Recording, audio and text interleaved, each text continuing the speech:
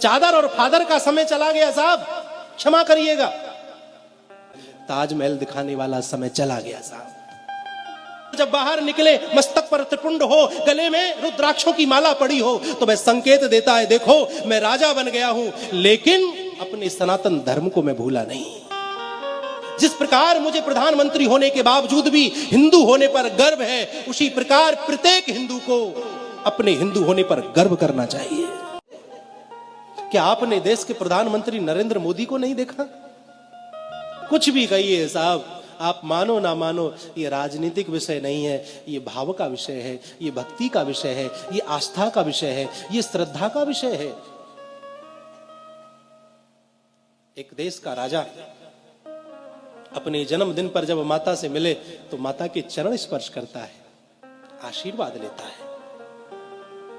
चादर और फादर का समय चला गया साहब, क्षमा करिएगा। और अपनी संस्कृति को यदि बचाना है तो चादर और फादर से बचकर के ही रहना होगा, तभी ये संस्कृति बच सकती है। वो समय चला गया जब कहीं जाकर के चादर चढ़ाई जाती थी, कहीं जाकर के फादरों से मिला जाता था। अब समय वह आया कि जब अन्य किसी देश का राष्ट्रपति प्रधानमंत्री आता है तो हमारे देश का प्रधानमंत्री उसे ले जाकर के गंगा जी की आरती कराता है। महाराज, ये दृश्य मंदिर देवालय में ले जाकर के बड़े बड़े राष्ट्रपति को बिठा देता है, मंदिर दिखाता है, ये देखो हमारा ये मंदिर। ताजमहल दिखाने वाला समय चला गया साहब। इस देश की संस्कृति को मजबूत किया जा रहा है और फिर भी हिंदू ना समझे तो फिर समझ नहीं सकता। वो संवैधानिक दायरे में है, वह आपको स्पष्ट रूप से नहीं कह सकता, वह आपको झलकियां दिखाता है। जब वह पशुपतिनाथ में जाकर के 8-8, 10-10 घंटे बैठ करके ध्यान लगाए और जब बाहर निकले मस्तक पर त्रिपुंड हो, गले में रुद्राक्षों की माला पड़ी हो, तो वह संकेत देता है देखो मैं राजा बन गया हूं, लेकिन अपने सनातन धर्म को मैं भूला नहीं।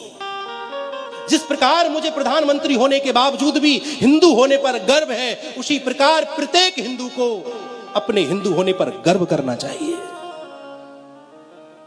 जब केदारनाथ में हमारे देश का राजा जाए और वहां ध्यान मुद्रा में बैठे और जब वहां से निकले भगवा वस्त्रों में, मस्तक पर विद्यमान त्रिपुंड, गले में पड़ी हुई रुद्राक्ष की मालाएं, वो चाल, वो शान, वो आंखों में तेज, अगर इस तेज को देख करके भी हिंदू ना समझे तो मैं समझता हूं कि फिर हिंदू समझ भी नहीं सकता है। अपने पतन का कारण आप और हम खुद हैं। हमने मस्तक पर चंदन छोड़ दिया, हमने चोटी रखानी छोड़ दी, हमने गले कांधे पर जनेऊ धारण करना छोड़ दिया, जिह्वा से हमारे मंत्र गायब हो गए। अपने पतन का मुख्य कारण तो हिंदू है। कितने आताताई हुए महाराज, बड़े बड़े राक्षस इस पृथ्वी पर जन्मे, वह सत्य सनातन धर्म को नष्ट नहीं कर सके। ये तो किस खेत की मूली है महाराज, मूली तो बहुत बड़ी होती है, ये तो हमारे लिए मामूली है।